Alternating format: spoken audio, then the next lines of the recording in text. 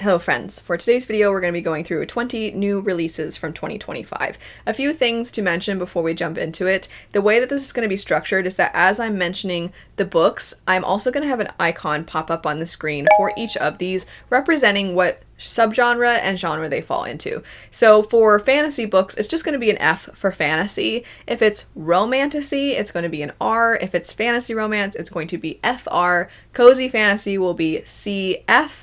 Contemporary romance will be CR. And then horror fantasy will be HF. And the reason I wanted to provide these icons and these representations of the genres is because I think nowadays with the popularity of fantasy romance, it's becoming less and less clear. Actually, you would think it would become more clear, but I think we're at such an early stage of these two genres being separate from each other that it's actually unclear sometimes when something is fantasy romance versus when it's fantasy, especially because we don't really have a set romantasy category. And so romantasy, if you don't know, is truly a hybrid of fantasy romance and fantasy, and that it is one, as you would guess, a reason why the words are literally combined, but also the idea is that it is a fantasy story, fantasy setting with a prominent romantic subplot. I think if you're a fantasy fan and you find yourself saying oftentimes, I'm not opposed to there being a prominent love story, it's just I feel like sometimes they take over, or I want more of the fantasy. If you find yourself saying that,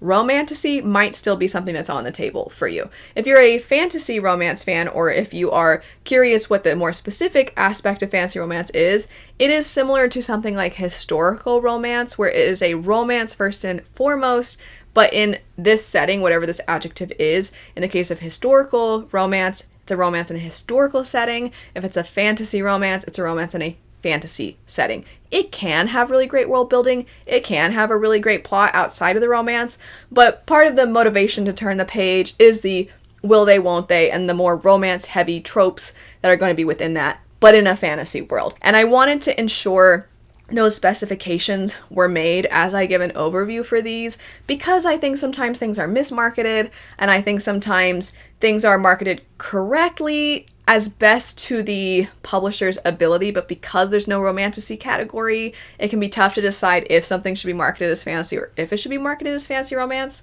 And then you find some that it feels like they don't really fit in either. So I wanted to ensure that we have these. Last thing I'll say is that I am going to very much give a bare bones description for every single one of these, and that's intentional. One, because I have likely either already gone in depth about these in other videos. I know not everybody has the time to watch every single video, so maybe you don't know what I've already covered. So this is going to serve as a directory, and if you're interested in those more in-depth thoughts, I'll have them linked. But also, not everybody wants in-depth thoughts. Some people prefer just having the bare bones overview, and if that's you, I wanted to be able to provide that, so that's what you're going to get today. And on that note, let's finally jump into it. Greenteeth follows Jenny of the Lake, this monster who keeps to herself until a witch is thrown into her lake. She rescues this witch, hears her out when it comes to why other humans turned on her, and she decides to ally herself with this witch to try and reunite her with her family. Huge emphasis on friendship in this story, and it does have a little bit of a folklore questline feel. Compendium of Lost Tales is the third book in the Emily Wilde series. If you've not checked out the series in any fashion, the setup for the first one is that you follow this scholarly woman who is specializing in the research with the Fae, and you actually find this has more of a historical fiction feel a little bit rather than pure fantasy or even modern contemporary works like something like Folk of the Air. And alongside her in her research is her very enthusiastic and charming worker. He grates on her, but he is useful, and they are tasked with finding out more about some Fae within this northern area. That's the setup for the first one, and then as you progress through the series, you are seeing them discover more and more about the Fae, which are much more folklore inspired, which means they are more so trickster type of Fae and very, very frightening. The Enchanted Greenhouse follows a librarian who, through her loneliness, ended up using some of the research she found within the tome surrounding her to create a sentient plant. However, this was forbidden to do, and her punishment was to be turned into a statue. One day she is unpetrified from this statue. She finds herself on this mysterious island filled with these very enchanting greenhouses, and she finds there's only really one other person on the island trying their best to maintain the greenhouses, but they can't seem to do it on their own. So she finds herself allying with them and also trying to figure out what she missed while she was petrified. The Devils is somewhat satirical in the way that it is critical of institutions and religion and power. You are following a ragtag group of monsters and also the most pathetic of people as they are trying to navigate this difficult terrain while other people are coming after them,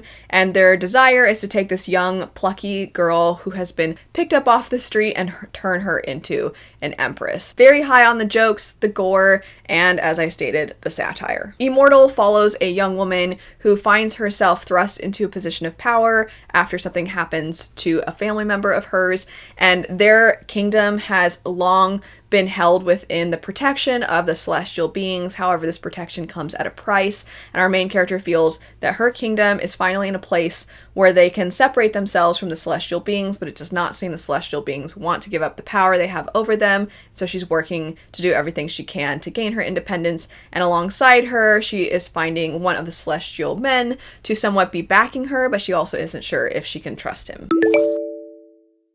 Water Moon is a very Ghibli-esque fantasy, magical realism type of story where this young woman runs this pawn shop alongside her father, and it is a very mysterious place as when people enter, they expect to be entering a different place. They find themselves here, and they're here for a reason. They have the ability to bargain away something, and they give over that pain to the pawn shop, and in exchange they're left with a little bit more sense of peace. However, all of this comes crumbling down when our main character's father becomes ill and disappears. You don't really know what has happened to him, so our main character is going to try and figure out through a lot of very interesting places that she navigates what possibly could have happened.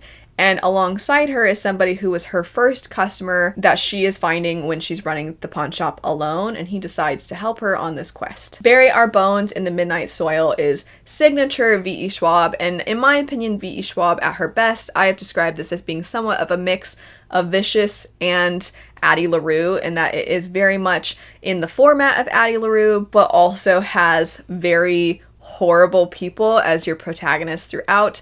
The setup is that you have these 3 different protagonists, though one of them is much more mysterious and plays a role later, and within these you're finding there is something that is unifying them all. You don't exactly know what it is. One of the characters is in the past in Spain, one of the characters is in modern day America, and then the other character you're not entirely sure how they fit in. Very, very, very wicked, and a lot of commentary on what it does to force parts of yourself down and to live within oppressive societies. A Forgery of Fate is an action-adventure story following a young girl who has a gift for painting, which she tries to utilize to forge paintings after the disappearance of her father and the fact that her family is destitute and struggling, and in her efforts to provide for them, she catches the attention of somebody who it would seem is a very powerful figure within the underwater dragon kingdom. We have 3 perspectives in the floating world, though 2 of them are more so your main perspectives, one of whom is a person who is a traveling performer who, after something happens with a demon attack, they are trying to do what they can to both be on the run and save people she cares about who were injured from the demon attack.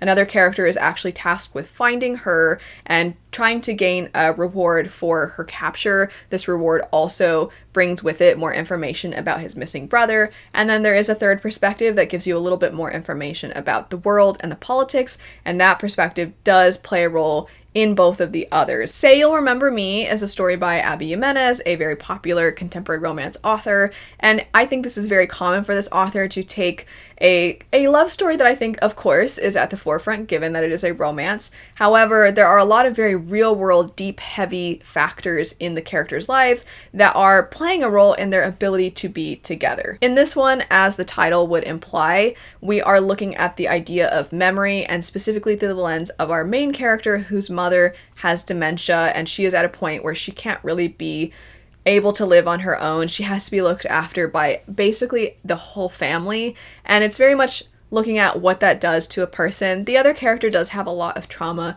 with their own family that you navigate, but regardless, there is so much emphasis on what it means to value the people in your life, to make memories. Returning to fantasy, The Knight and the Moth follows this individual who is essentially like this priestess for this group who are able to give prophecies to individuals who come through, and they do so by drowning themselves. And while they are drowned, they are able to see certain things. They deliver that information, and we are finding that typically they're held within this area and they're not allowed to leave until they reach a certain point. But our main character, while she's close to being able to leave, finds herself suddenly entrenched in the goings-on of this place after a lot of her sisters are going missing. Warrior Princess Assassin is just that. You follow a warrior who is meant to marry a princess, and then there is an assassin who is a childhood friend to the princess. As the title also would indicate, all three of these characters are prominent figures within this story. If you're somebody who often asks the why choose question when you have any kind of a love triangle, this is the book for you. Ambessa, Chosen of the Wolf, follows the character of the same name from the Arcane show. However, we are looking at Ambessa's past, and we're following her ascent to power. It's a line of succession plotline. It's very action-packed. There is a lot of fighting, and we're also seeing this character, as you would expect if you've watched Arcane, being very, very ruthless. In the Veins of the Drowning follows a siren who has been without her sea, thus she has not been able to really take her siren form much in her life. In fact, she's essentially kept prisoner by a king, and she is resigned to her fate, but then things take a very dark turn when she actually wants a little bit of freedom, and that little bit of freedom costs her everything, and then somebody from a different kingdom ends up trying to assist her and rescue her, and that brings on a whole host of other problems, not just for him, but for her as well. Soulgazer, while not a siren story, is a seafaring tale. You follow a young woman who is meant to be married off to this horrible man, and this is based off of her father's commands and allies that he is trying to make, power he's trying to attain, but she decides for once in her life she's going to make a decision for herself, and in doing so she decides that she is going to ally herself with this rakish pirate and try to escape everything. However, she is a very important figure, and so for him, he sees his own reasons for wanting her to join his crew, but it also brings on a lot of danger because you don't just have her father who was disobeyed, but you have now this very powerful figure that expected his bride. Soul of Shadows is a much more modern day fantasy work. You follow this teenager who in her small town is finding that some of the kids she knows are going missing, and then a new student shows up and they seem very mysterious and they keep wandering around the area where people go missing, and so our character follows him, and this leads her to discover so much more about the world than she ever could have imagined, and those things are very much rooted in Norse mythology. Our main character within the Nightblood Prince is someone who has a path of decent life ahead of her, but she does not like the lack of agency that that life would provide, so she decides to choose, even if it would be a more difficult life, a life that is of her own making. And in doing this, it does result in some negative things that her family now has to endure. And so there is this constant push and pull of, did I make the right decision or not? And on top of that, it's not just this person who she could have married that is somebody that could have provided this nice life for her, that is trying to still find a way into her life, but there is also another very powerful individual who is their opposition and is the person that they would go at war with that seems very interested in her and potential prophecies surrounding her as well. If you like stories that explore why corporations might be bad, then Of Flame and Fury might be something that you really enjoy. At its core, it is a racing story with mythological creatures, and that already is somewhat of a fun action-adventure sort of feel, but you're also seeing these characters, in order to keep doing what they love, and also just to get by within this very harsh and bleak society, find themselves having to essentially accept a sponsorship from a very powerful corporation. And so there are more modern aspects tied into this, while also having the mythological creatures component for a hybrid of new and old. Grave Empire, I likely don't have to say too much because I have talked about this one quite a bit this year.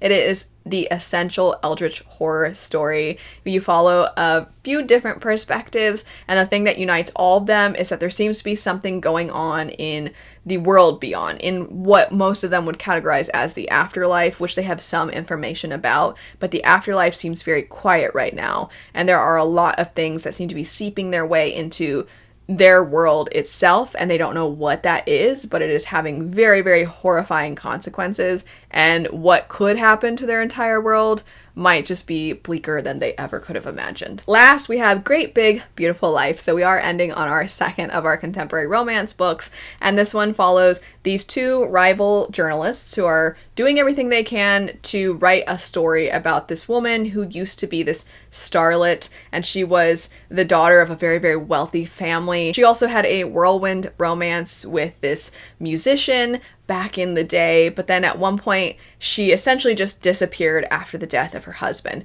and everybody has always wondered whatever happened to her. And so these two individuals have the opportunity to write her story. They just don't know who's going to get the opportunity. So while they are rivals in their professions, they actually do really respect each other, and throughout the story you are getting the past as well as the present as you are navigating a love story between these characters, and also the love story of the elderly woman and discovering everything that was going on with her life. That's it though for 20 new releases from 2025. As stated before, this was meant to serve as somewhat of a directory for those of you that would like additional information. So if I have more in-depth reviews or discussions, I'll have them linked. I'll also have all of the books themselves linked in case you would like to check them out. Thanks so much for watching though. I hope you have a lovely rest of your day, and I'll see you later. Bye.